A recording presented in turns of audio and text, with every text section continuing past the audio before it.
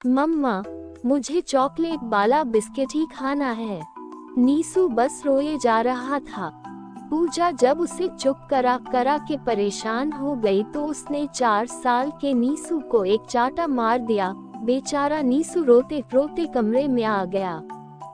पूजा ने भी रोते रोते अपना काम खत्म किया और कमरे में आकर देखा तो नीसू सो गया था। खारे आंसुओं की एक परत ने उसके नर्म गालों को खुरदरा कर दिया था। कितना मासूम सा बच्चा है वो, अभी उम्र ही क्या है उसकी। अगर बच्चे अभी जिद नहीं करेंगे तो कब करेंगे। सोते हुए नीसू को पूजा ने खुद से चिपका लिया, जिससे सोते हुए भी नीसू के मुंह से एक सिसकारी सी निकल गई। पूजा अपने आप को कोसे जा रही थी। आखिर उसने उस पर हाथ क्यों उठाया। अगर आज वरुण होते तो उसे कितना सुनाते। जब कभी वो वरुण के सामने नीसू को जरा जोर से बोल देती थी तो वो तुरंत बोलते थे, मेरे बेटे पर यूं चिल्लाया न करो, भले ही मुझे कुछ कह लो पर उसे नहीं। और आज तो उसने हाथ उठाया था। वरुण तो उसे कभी माफ नहीं करेगा। वरुण की याद आते ही पूजा का दिल जोर जोर से रोने लगा। अपनी आवाज को अंदर घोटने के प्रयास में उसकी हिचकी बंद गई और लेटना मुश्किल हो गया तो वो नीसू को साइड कर उठकर बैठे गई।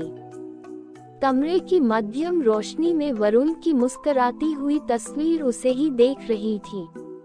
वो उठी और तस्वीर के सामने खड़े हो रोते हुए बोली, क्यों वरुण, आखिर क्यों तुम मुझे और नीसू को छोड़कर चले गए।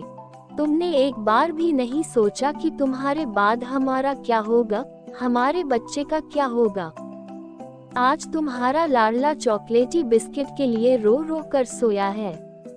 बोलते बोलते पूजा तस्वीर से यूं चिपट गई जैसे वरुण को गले लगा रही हो, पर उसके हाथ चिकने कांच पर फिसल गए और वो खाली हाथ फिर से अपने बैग पर आ गई। वरुण एक कपड़ा व्यापारी था। उसके माँ बाप का तो बहुत पहले ही स्वर्गवास हो गया था, पर वो अपने भाई भाभी के साथ रहता था। अपनी बीबी और बच्चे को बहुत प्यार करता था। अपनी बीबी की हर ख्वाहिश उसके बोलते साथ ही पूरी कर देता। बेटे में तो जैसे उसकी जान बसती थी। राजकुमार था वो उनका, पर एक हादसे ने सब कुछ बदल दिया। उस दिन अपने बेटे के तीसरे जन्मदिन की तैयारी के लिए सामान खरीदने गया था। तभी उसकी कार का एक्सीडेंट हो गया और वो अपने परिवार को रोता बिलखता छोड़कर इस दुनिया से चला गया। पूजा की तो जैसे पूरी दुनिया उजड़ गई। 6 महीने तक तो वो खुद को ही नहीं संभाल पाई, पर नीसू के लिए उसने खुद को संभाला। वो अपने पति की दुकान भी संभालना चाहती थी, पर उसके जेठ और जेठानी ने ये बोलकर उसे नहीं जाने दिया कि अभी दिन ही कितने हुए हैं वरुण को गए हुए। तुम्हें खुद अपने मन से सोचना चाहिए। जब तुम अभी से बाहर निकल कर काम करोगी तो लोग क्या कहेंगे। तुम नीसू को संभालो, काम हम संभाल लेंगे। जेठ जी तो पहले से ही नौकरी करते थे, तो वरुण की दुकान जेठानी जी को सौंप दी गई और उनके बच्चे और काम घर में रहकर संभालने की जिम्मेवारी पूजा को मिल गई। पूजा की तो अब कोई इच्छा ही नहीं बची थी, पर नीसू वो तो बच्चा था, कभी भी कुछ खाने को या किसी खिलौने के लिए मचल जाता। पहले एक आध बार तो उसे उसकी पसंद की चीज दे दी जाती, पर अब तो उसके लिए चॉकलेट और बिस्किट भी जेठानी जी बड़ी मुश्किल से लाती। आज तो हद ही हो गई जब पूजा ने अपनी जेठानी से नीसू के लिए चॉकलेटी बिस्किट लाने को कहा, जो उसे बहुत पसंद है और वो बहुत जिद भी कर रहा था।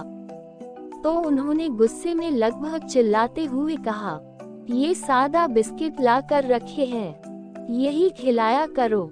पता भी है चॉकलेटी बिस्किट कितने महंगे आते हैं। हम दोनों पति पत्नी मेहनत करके इस घर को चला रहे हैं। इस महंगाई के जमाने में 2 परिवार पालना आसान थोड़े ही है। चॉकलेटी बिस्किट चाहिए राजकुमार को। और गुस्से में पूजा को घूरते हुए अपने कमरे में चली गई। नीसू अपनी जिद पर अड़ा था, इसीलिए आज उसका हाथ उठ गया बच्चे पर।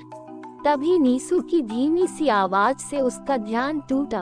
वो नींद में बड़बड़ा रहा था, पापा मम्मा ने मुझे मारा, पापा मम्मा ने मुझे मारा। अपने बेटे की ये हालत देख उसका कलेजा मुंह को आ गया और उसने एक निर्णय लिया। सुबह वो नीसू को स्कूल भेजकर खुद भी दुकान जाने को तैयार हो गई। जेठानी ने जब उसे सुबह सुबह कहीं जाने को तैयार देखा तो छूटते ही बोली, कहाँ चल दी महारानी? पूजा ने संक्षिप्त उत्तर दिया, दुकान। सुनते ही जेठानी का पारा गर्म हो गया और जेठ जी को बुलाते हुए बोली, ये जी देखो जरा इसे, ये तो हमारी नाक कटवाने पर तुली है। पति को मरे अभी 1 साल ही हुआ है और ये महारानी चल दी घूमने। जेठ जी भी कुछ बोलने को हुए उससे पहले ही पूजा ने बोलना शुरू किया, घूमने नहीं, अपने पति की दुकान संभालने जा रही हूँ ताकि अपने बच्चे की इच्छाएं पूरी कर सकूं। आप दो परिवार का बोझ उठाकर बहुत थक गई होगी, अब आप अपना घर संभालो। नीसू के पापा नहीं तो क्या हुआ, उसकी माँ अभी जिंदा है। एक माँ कभी इतनी कमजोर नहीं होती कि वो अपने बच्चों को न पाल सके। मेरा बेटा हमेशा राजकुमार बनकर ही रहेगा। लोगों का क्या है, कुछ न कुछ तो कहते ही रहेंगे, पर मेरे बच्चे के आंसू पोंछने तो नहीं आते न। कहते हुए उसने दुकान की चाबी उठा ली और निकल गई बिना इसकी परवाह किए कि लोग क्या कहेंगे। एक माँ के हौसले को देख जेठानी जी अपना समूह लेकर किचन में चल दी, वो काम करने जो अभी तक पूजा करती थी।